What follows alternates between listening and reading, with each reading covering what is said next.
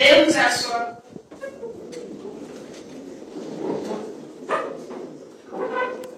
L'audience est ouverte.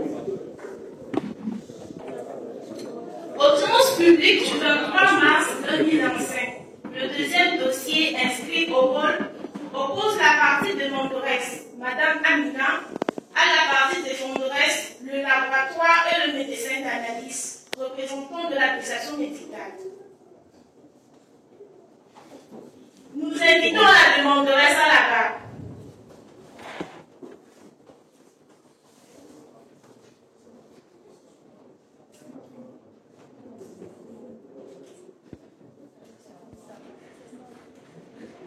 Êtes-vous bien, Madame Amina?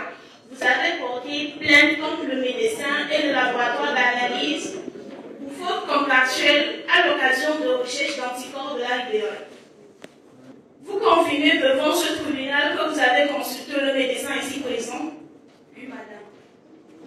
Vous étiez enceinte de combien de semaines après votre consultation? D'après ce qu'il m'avait dit, c'était 3 à 4 mois.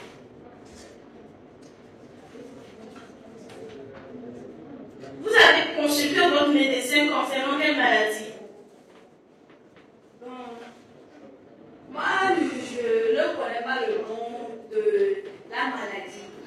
Bon, c'était un jour, depuis que je suis tombée enceinte, je n'arrive pas à manger les nourritures de la maison. Bon, du coup, vers 11h, vous savez, lorsque tu prends la route de l'université, il y a un connaît comme ça, il y a une dame qui fait fou là-bas, ça avec les sauces de, comment on appelle ça, arachide. J'étais partie manger, il y a des chocolats que j'aime aussi. Après avoir mangé mon foufou, je suis partie chercher ce chocolat-là. Et c'est arrivé, j'ai entendu d'autres dames qui discutaient.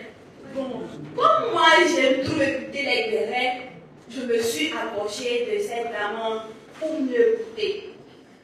Ah, c'est là j'ai appris qu'il y a une maladie qui attaquait les femmes enceintes.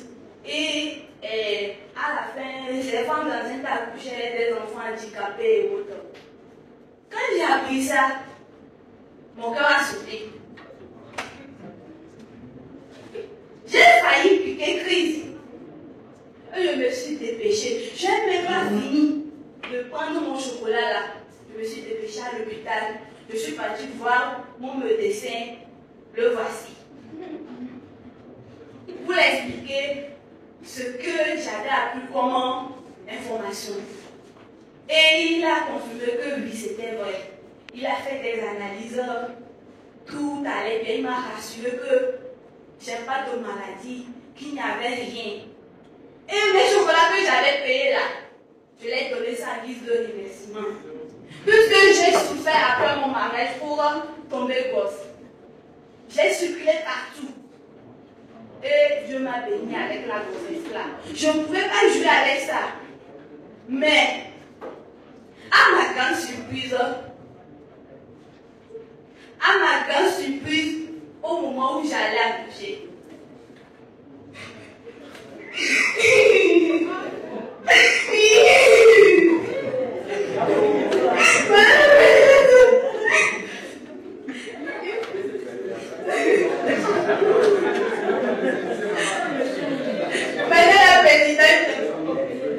j'ai vu au monde un enfant handicapé.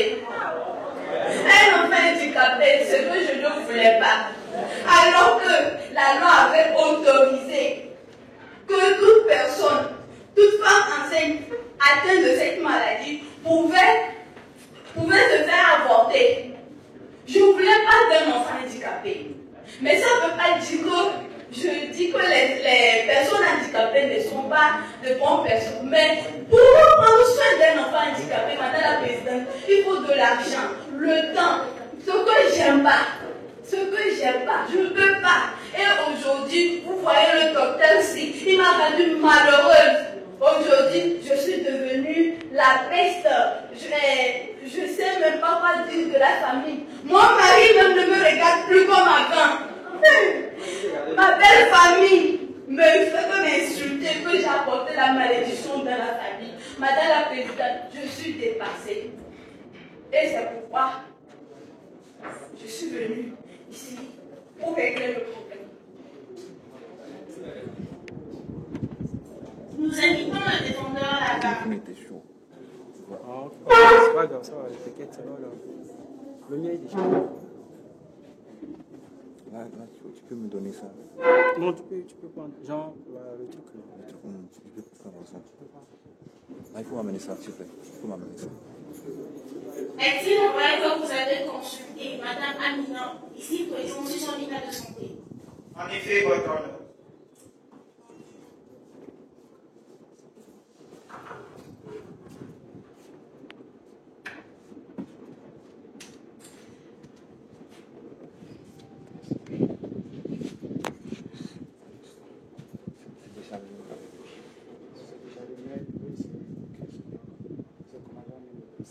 Vous avez rassuré Madame Amina qu'il y avait une femme probabilité qu'elle puisse contracter la maladie de la rubéole. Est-ce exact? Non, votre honneur. Vous êtes certain? Oui. L'avocat de la demande a-t-il des questions à poser? Bien sûr, votre honneur. Docteur Béni, vous êtes élégant aujourd'hui. Merci, mais Avec un fidèle compliment. Docteur Béni, confirmez-vous avoir reçu ma cliente dans votre cabinet? oui, mais Il ne peut pas dire non. Tu ne peux pas dire non. C'est tout ça. C'est tout. Avez-vous Allons, réalisé Ah non, tu les peux examens appropriés tirer ça, pour tu peux. détecter toute anomalie? en effet, en tant que médecin spécialiste en malformation congénitale, nous avons fait la sérologie pour détecter l'ADN, notamment la reine infectée, parce que la rubéole, il s'agit de la rubéole. Je lui avais tout expliqué, mais je ne sais pas trop. La maladie en question, c'est la rubéole. C'est une maladie virale très, très aiguë. Donc, pour détecter cette maladie, il faut faire des examens sérologiques parce que parfois, la maladie aussi peut présenter des symptômes maculopapuleuses. Et nous avons su tout faire et on a rien trouvé. C'est ce que j'ai compris, ce que vous avez dit. Oui, mais, Monsieur Béni, oui, mais, la déontologie médicale dispose que tout médecin qui reçoit un patient est censé lui accorder tous les temps Il n'y a pas de souci. pour la réalisation des examens appropriés. Alors, je vous pose la question encore une fois de savoir, avez-vous bien et bien examiné ma cliente ici présente? en effet, maître, je vous explique. La rubéole étant une maladie de 3e degré, nous avons proposé un second avis par une deuxième rencontre. Parce que la période d'incubation de la rubéole, c'est entre 14 et 21e journée. Donc, je l'ai invitée, elle n'était pas au rendez-vous. C'est faux. Moi, tu me fais de la vérité. Dis la vérité. La présidente, plus de questions. L'avocat de la défense a-t-il des questions à poser? Oui, votre honneur. Monsieur le médecin, par rapport à la grossesse de Madame Amina, qu'est-ce que vous l'avez dit concernant son état de santé? Tout ce qu'un bon médecin peut faire, l'obligation d'information, les risques liés à la maladie, surtout en son état, une période de grossesse, elle en est très vulnérable. Donc, je lui ai dit. Vous confirmez que vous l'aviez donné rendez-vous? Oui, mais pour un second avis.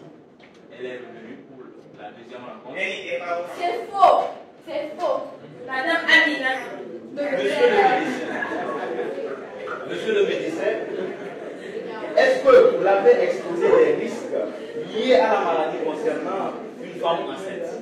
Oui, les risques liés à la rubéole, surtout pour une femme enceinte, c'est très risqué parce qu'elle est très vulnérable. Ça peut causer des malformations cardiaques, des malformations psychologiques, ça peut affecter la psychologie, savez provoquer la surdité qui est par ailleurs le cas de son enfant.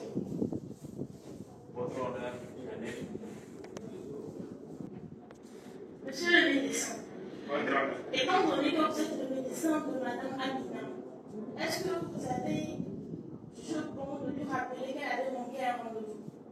En effet, mais elle ne se préoccupait pas de ce qui peut arriver après ou hors de la grossesse. Elle se préoccupait seulement de compter les jours de la grossesse et venir accoucher. Merci. Et regardez votre place. Merci, votre honneur.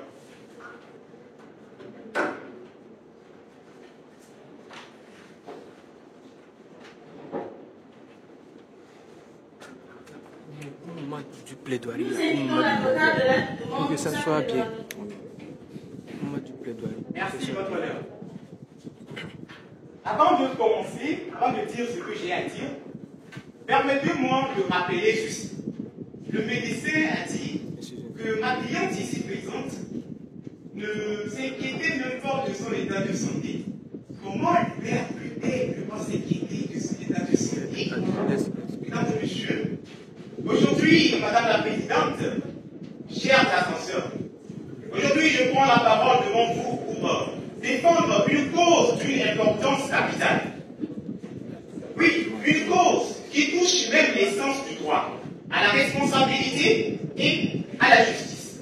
Il s'agit du droit de ma cliente ici présente à obtenir une réparation pour le préjudice subi d'une faute grave et avérée qui a changé à jamais le cours de l'histoire de son enfant, Nicolas, à jamais. Mesdames et messieurs, nous sommes en présence d'une situation médicale. Une situation dans laquelle il est question d'une maladie du nom de rubéole. La rubéole est une maladie qui attaque presque généralement les femmes enceintes et qui produit des conséquences dramatiques sur le futur, c'est-à-dire le bébé. L'enfant naît avec des problèmes neurologiques, problèmes cardiaques et toutes choses relatives à ça. Alors, comme Confucius le disait, toute compréhension commence par une explication. Alors, laissez-moi vous raconter l'histoire de ma cliente. L'histoire de ma cliente commence par une erreur de diagnostic. Un enfant qui, du fait d'une négligence dans le dépistage de malformation, est mis handicapé, et ce, après que sa mère n'ait pas été informée de manière adéquate des risques encourus. Mesdames et messieurs, chers membres du jury, la mère inquiète consulte un médecin. On lui fait réaliser des examens médicaux. On lui affirme à tort qu'elle n'avait pas la rubéole. Mais la vérité, c'est qu'elle était bien et bien atteinte de la rubéole. Cette information erronée a empêché une décision médicale. Et surtout une décision familiale. Celle d'interrompre la grossesse comme la loi le permet dans ce cadre. La loi du 10 janvier 2007 autorise toute femme à procéder à une interruption de grossesse lorsque l'enfant a l'aide présente un handicap ou alors que cet enfant, une fois remonte, va présenter un handicap et lui-même et pour sa famille. Mesdames et messieurs, chers membres du jury, les médecins avaient une obligation de diligence et de prudence. Oui, cette obligation leur est imposée par l'article 1241 du Code civil qui sanctionne farouchement et strictement l'imprudence et la négligence. C'est le cas du médecin ici présent. Mesdames et messieurs, Madame la Présidente, ce monsieur avait le droit, avait plutôt le devoir de réaliser des examens appropriés pour détecter toute anomalie et informer la cliente des risques encourus de la grossesse. Mais au lieu de cela, ce médecin, en voulant jouer au bon samaritain, comme M. Cortinon le disait, a finalement créé de lourdes conséquences, de lourdes souffrances pour l'enfant qu'il devra endurer pour le restant de sa vie. Sans doute, il y a violation de l'article 16 du Code de déontologie de collège qui stipule que le médecin doit informer le patient des risques liés à son état de santé. Madame la Présidente, l'article 188 du Code de santé publique dit informations contenues dans son dossier. Et en informant ma cliente des risques encourus, les médecins ont failli à leur obligation. Ainsi, il ne fait aucun doute que cette erreur constitue une faute engageant la responsabilité des directeurs de santé. Madame la Présidente, d'aucuns pensent que le lien de causalité dans cette situation fait défaut. Mais il est essentiel de rappeler cela. Le lien de causalité est donc direct, Madame la Présidente. Oui, le lien de causalité est direct. La faute est là. Une information erronée. La conséquence, une naissance avec un handicap grave qui aurait pu être évité. Madame la Présidente, ma cliente ici présente a subi un dommage considérable. Une privation de son droit à une décision libre et éclairée. Un bouleversement de son existence face à un handicap lourd, des charges financières colossales. L'arrêt de Ruche du 17 novembre 2000 a justement reconnu ce droit à réparation pour les parents considérant qu'une erreur médicale ayant empêché une interruption volontaire de grossesse légitime doit être indemnisée. Il en va également de même pour la loi routière du 4 mars 2002. C'est devenu restreint cette jurisprudence toutefois. Mesdames et messieurs, cette loi maintient, je dis bien maintient la réparation des parents pour le préjudice subi. Et de cette manière, il y a un droit de la Présidente, chers membres du jury, ma cliente ne réclame pas une indemnisation pour le fait que son enfant existe, non, mais par le fait d'exister et dans les conditions handicap évitables qui auraient pu être évitées. L'article 1240 du Code civil impose de réparer tout dommage causé par une faute. Et là, on va de même pour le médecin. L'article 8 de la Convention européenne des droits de l'homme protège le droit à une vie privée et familiale digne, ce qui inclut une information médicale fiable. L'article 188 du Code de santé publique dispose: tout praticien qui reçoit un patient est tenu de le soigner et de lui consacrer tout le temps nécessaire et procéder à toutes les effectuations possibles de son état de santé. Mais dans cette situation, sont clairement hors-jeu. Mesdames et messieurs, ainsi la Cour de cassation dans la première chambre du 15 décembre 2011 a jugé que la loi de 2002 ne s'applique pas dans la jurisprudence d'Aaron France Maurice de 2006 également, va dans le même sens. La décision du Conseil d'État ainsi que du Conseil constitutionnel du 11 juin 2010 a jugé que la loi de 2002 n'interdit pas l'indemnisation des parents pour les charges exceptionnelles liées aux handicaps de l'enfant et n'interdit pas l'indemnisation des souffrances également. Mesdames et messieurs, ce qui nous amène sur ce point à dire que la justice est fondée sur la responsabilité et la réparation des préjudices et des fautes. Nous avons ici une faute médicale avérée. Elle vient de causalité directe. Un préjudice. L'arrêt de Ruche a ouvert une voie à une justice médicale responsable. C'est pourquoi nous demandons l'indemnisation complète des parents pour la charge exceptionnelle reconnue par la loi du 4 mars 2002.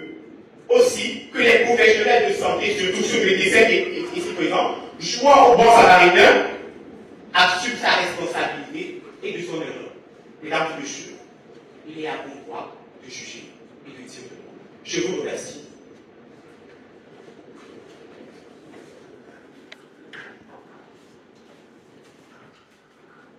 L'avocat de la défense a la parole pour sa plaidoirie.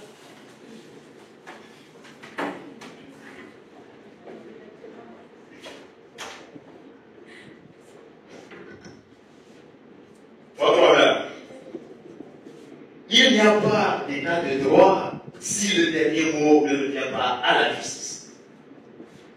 Et mon cher confrère ici présent vient parler des propos sans vergogne que même le public est troublé. Madame la Présidente, la responsabilité est un fait générateur dans toute société.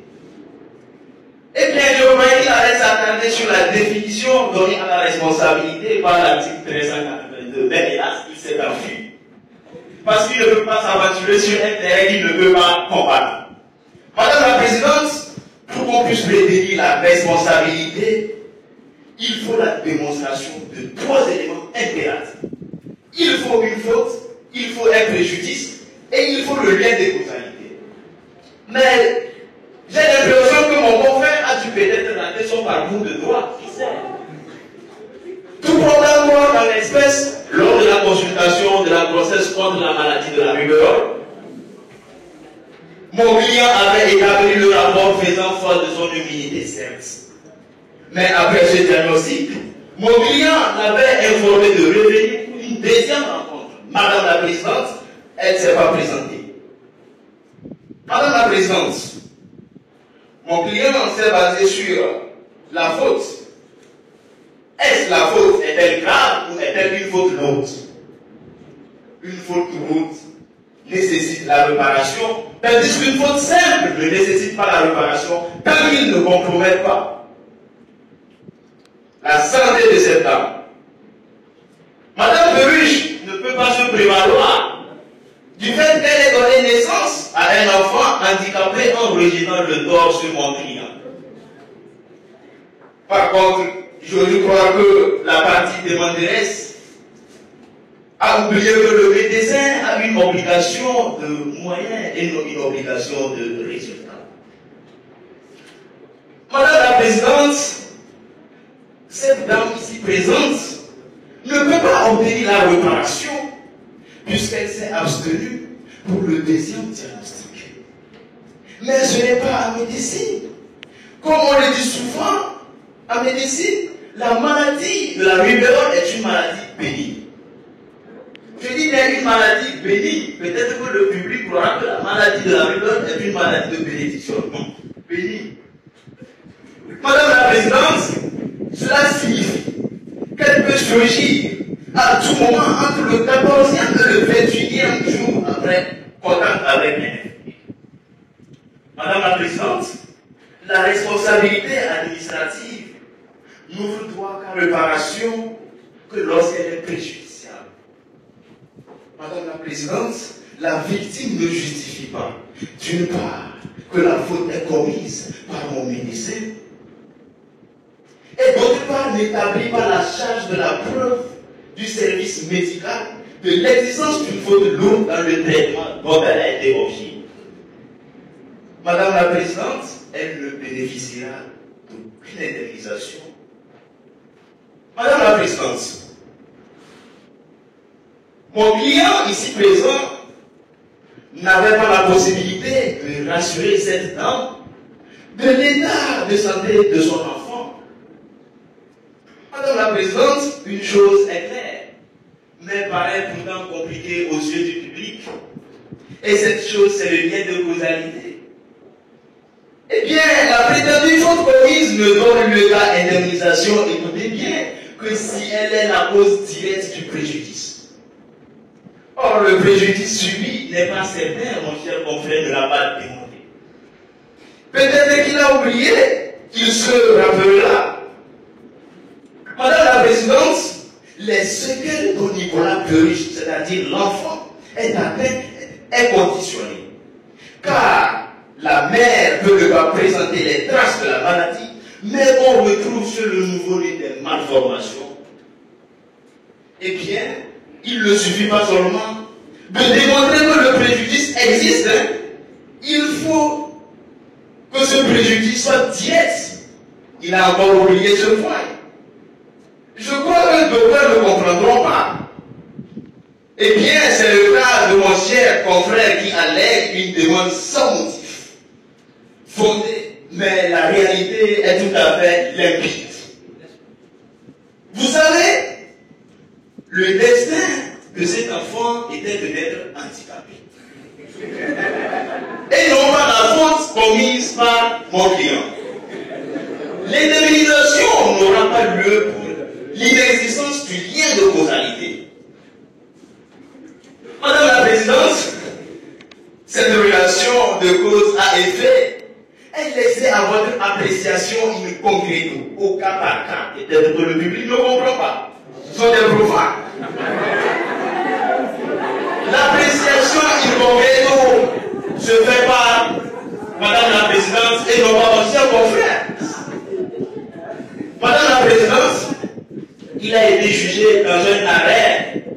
écrit par le Conseil d'État que l'infirmité d'un enfant né trisomique inhérente à son destin ne peut être regardée comme résultat directement de la faute de l'hôpital.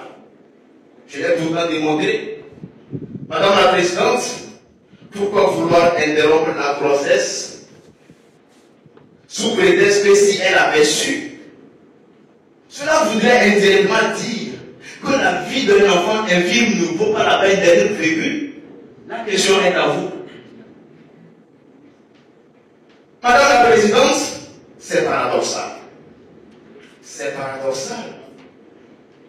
Il existe des instruments juridiques nationaux qui protègent les personnes handicapées. L'article 3 de la loi sur la protection des personnes handicapées, la loi togolaise, je dis bien, dispose la personne handicapée a droit à la vie et son épanouissement à l'image de toute autre personne. Et je te pose la question, mon cher confrère, est-ce que cet enfant handicapé n'a pas le droit d'être né? Madame la Présidente, la loi Kouchner, dont mon confrère vient d'évoquer, a posé un principe de base.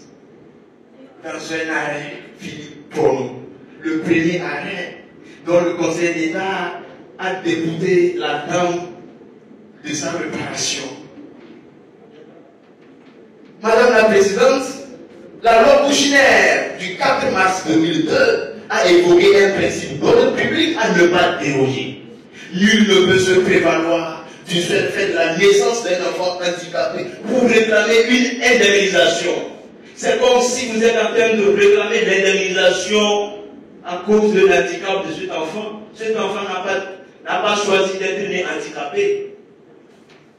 Madame la Présidente, la question qui devra se poser est pourquoi vouloir interrompre la grossesse d'un enfant qu'on ignore son avenir. Madame la Présidente, revenons un peu dans la société actuelle. Et vous voyez au quotidien des personnes handicapées qui occupent une place importante. Aujourd'hui, pourquoi vouloir la réparation tout en sachant que la maladie ne donne pas un rendez-vous, comme le disait Jean-Michel Cancan? Tout peut arriver à tout moment dans la vie d'un être humain. Et donc, ne cherchez pas à incriminer mon client pour des raisons sans fondement.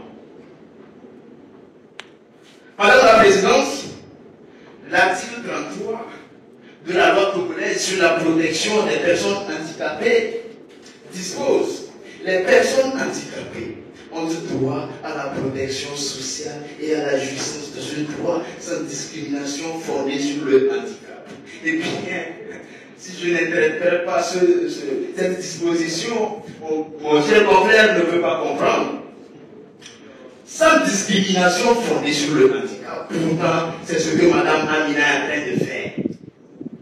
Madame la Présidente, mon rôle, c'est de défendre la cause de mon client, de porter la voix de mon client. Mon client est une personne sans voix. Et je vous dirai dans ce contexte, comme le disait Aimé Césaire, ma bouche sera la bouche des malheurs qui n'ont point de bouche, et ma voix la liberté de celles qui s'affaissent au cachot du désespoir. Madame la Présidente, c'est ça mon rôle. Maître, veuillez faire court, votre temps est plus épuisé. Votre devoir, c'est de dire la vérité en tranchant en équité. Car la justice, ce n'est pas de dire la vérité, mais toute la vérité. Madame la Présidente, vous avez une intime conviction, une probité morale qui vous permettra de prendre une décision inoubliable. Madame la Présidente, je prie qu'il plaise à votre cour de déclarer non coupable mon client des faits qui lui sont reprochés.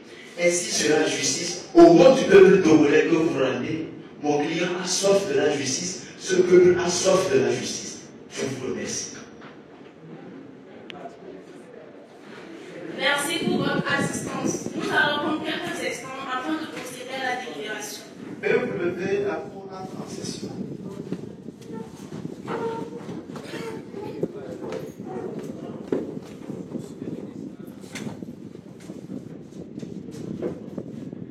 Veuillez vous asseoir.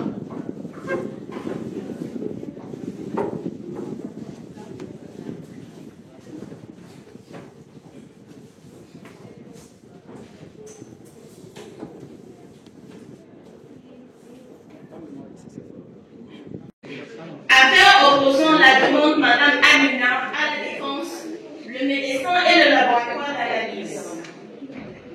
Pour faute commise à l'occasion de la recherche d'anticorps de la rubéole chez Madame Amina, alors qu'elle était enceinte. Ayant causé un préjudice à cette dernière, dont l'enfant avait développé de graves séquelles consécutives à une atteinte in vitro par la rubéole. Elle doit avoir une réparation dès lors qu'elle allait décider de recourir à une interruption volontaire de grossesse en cas d'atteinte rubéolique et que la faute commise lui avait fait croire à tort qu'elle était immunisée contre cette maladie. Le tribunal, après avoir délibéré, conformément à la loi, par ses motifs, statuant publiquement et contradictoirement à l'égard des parties, en matière civile et en premier ressort, a rendu la décision suivante. Sur l'action civile, le tribunal reçoit la demande de Mme Amina relativement à la faute commise par le médecin et le laboratoire d'analyse représentant de l'administration médicale, qui avait empêché celle-ci d'interrompre sa grossesse afin d'éviter la naissance d'un enfant atteint d'un handicap.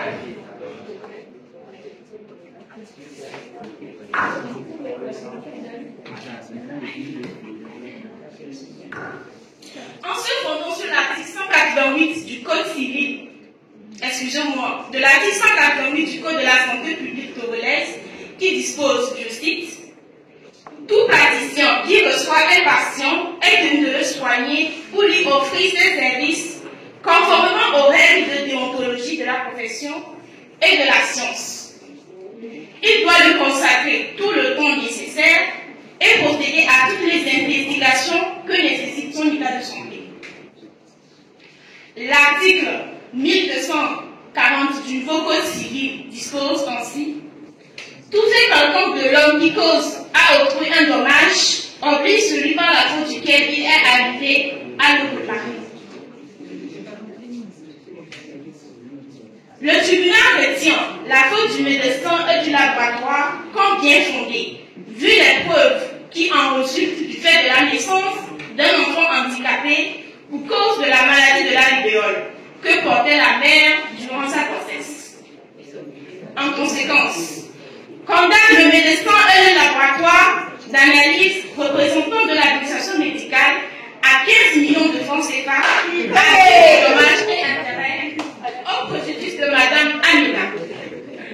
Les parties ont 30 jours pour exercer les recours. L'audience est levée.